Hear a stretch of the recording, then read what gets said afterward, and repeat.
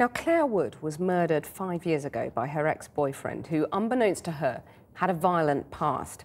Her father believes she could have been saved by a new law named after her, which was rolled out across England and Wales today. Claire's law will allow women to check with police if their partner has a history of domestic abuse. The perpetrators seem to have all the cards and the victims none. When you realise that there's 100 to 120 women and possibly a dozen men killed every year by domestic violence, I thought it was a disgrace in this country. Well, the legal change was timed to coincide with International Women's Day, and marches, events and speeches have been held around the country demanding an end to violence against women, sexual harassment and inequality. Fatima Manji has been to navigate the new frontiers in the battle for equal rights.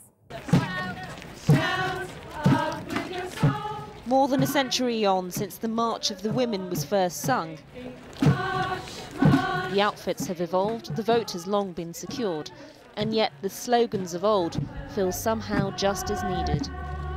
That call for deeds, not words, remains ever relevant because it seems there's an awful lot to be done.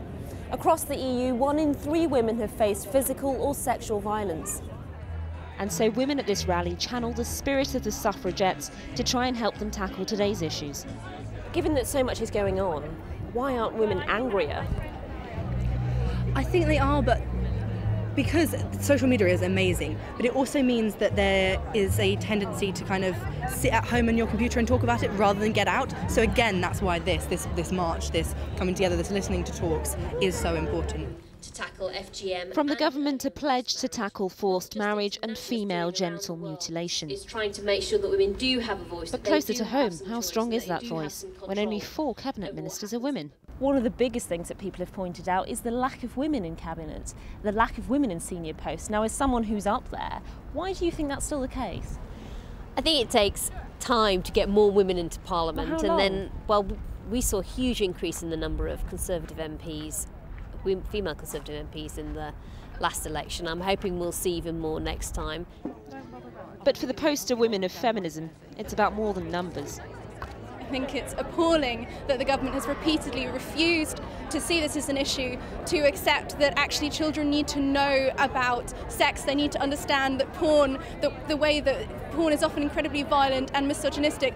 If you needed evidence for today's motto that the struggle for equality belongs to no single feminist, then Katie Price might just be it, arguing the Sun's page 3 makes the world a better place. So my point is, you get them out on a public beach, what's the difference in doing it in a paper and getting paid? Casey, we're here to talk about objectification of women. Do you think you're part of that problem? Do you know what advice I give you guys?